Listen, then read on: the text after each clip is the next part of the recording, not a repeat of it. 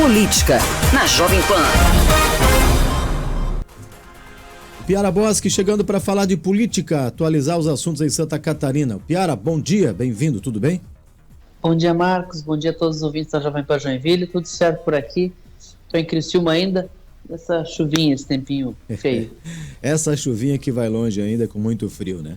O Piara, a Assembleia Legislativa realiza hoje audiência pública, né, para avaliar a concessão de renúncia fiscal em Santa Catarina, que nesse ano deve chegar a 21 bilhões de reais. É um tema importante, mas que ainda mais depois que o governo do estado lamentou a falta de recursos no caixa e tudo mais, né?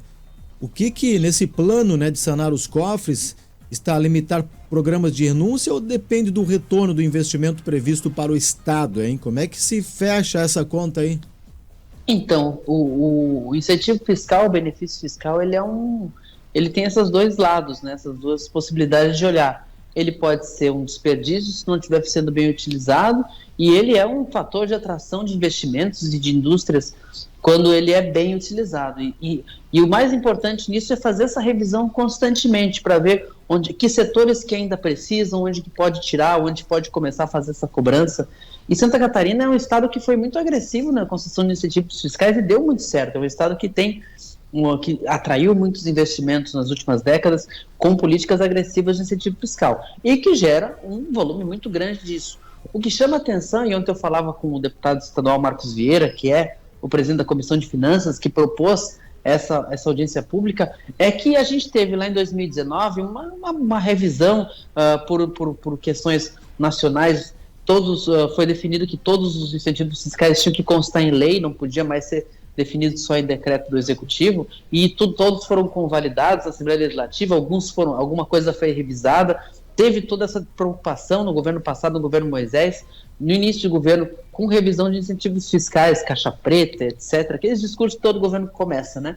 E aí, o que chama atenção, e chamou a atenção do deputado Marcos Vieira, é que ano passado, no último ano do governo Moisés, houve uma explosão de novo de incentivos fiscais, um aumento muito grande, e essa audiência pública é justamente um momento de fazer essa avaliação, o que aconteceu, o que pode ser mexido, o que pode ser travado, para essa conta não ficar salgada. O governo do estado está atento, né, alega muitas dificuldades de caixa, então é um bom momento para fazer essa discussão, para trazer à tona essa discussão do incentivo fiscal, do benefício fiscal, o que pode continuar, o que pode ser retirado, o que pode começar a cobrar esse imposto. Vamos ficar bem atento para ver o que sai dali. Pois é. Aliás, falando sobre essa situação financeira no estado, né, o deputado estadual Maurício Peixe, do PL, voltou à Câmara de Vereadores em Joinville essa semana, comentou até a situação que o governador Jorginho Melo encontrou o estado. O Maurício Peixe criticou o ex-governador Carlos Moisés, enfim, disse até que, né, as contas estão desequilibradas, aquela coisa toda, em razão de todo o cenário da gestão passada. E aí a pergunta que ele faz é o seguinte: é um tom aí que o estado está usando até para justificar as limitações que terá neste ano, todo esse discurso, digamos, ensaiado por parte do governador, por parte do deputado? Sabe, Marcos, eu nunca vi um governo entrar e dizer que pegou as contas bem. Nunca vi. Até hoje, sempre o discurso é da herança maldita, que atrapalha, que deixou conta para pagar, etc. A gente acompanha sucessivos governos, então é algo que é notório. O que a gente tem, assim, o Tribunal de Contas aprovou as contas de Moisés e disse que não deixou muito saldo na fonte 100. Então, é um governo que tem um saldo em termos, assim, orçamentários, pegando fontes que estão carimbadas, que não pode mexer, tem um superávit ali. Mas, no dia a dia, é um governo que tem que esperar entrar o dinheiro do dia, né? Porque a arrecadação ela é feita no dia a dia. E tem esse desequilíbrio do Plano 1000. Então, eu vi a manifestação do deputado Maurício Peixe.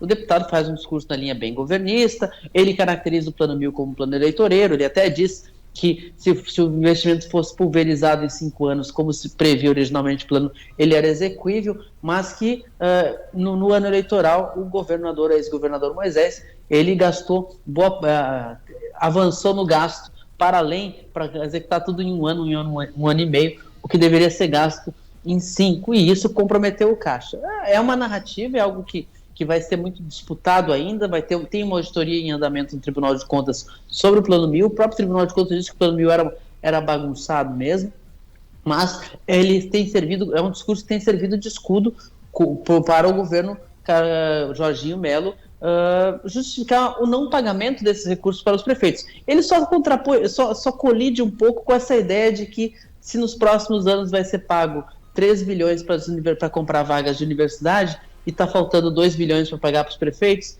aparentemente o dinheiro é o mesmo. Então o dinheiro tem.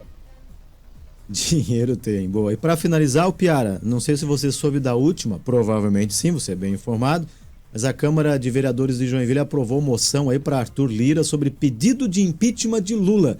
E aí, mais um barulho na Câmara Municipal?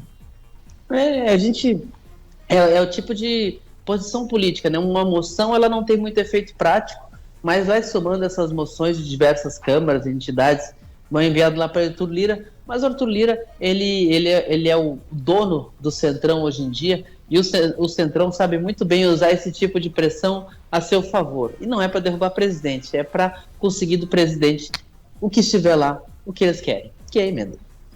É isso, é o jogo. Obrigado, Piara. Boa quarta, até amanhã. Bom trabalho para você aí no sul do estado. Um abraço.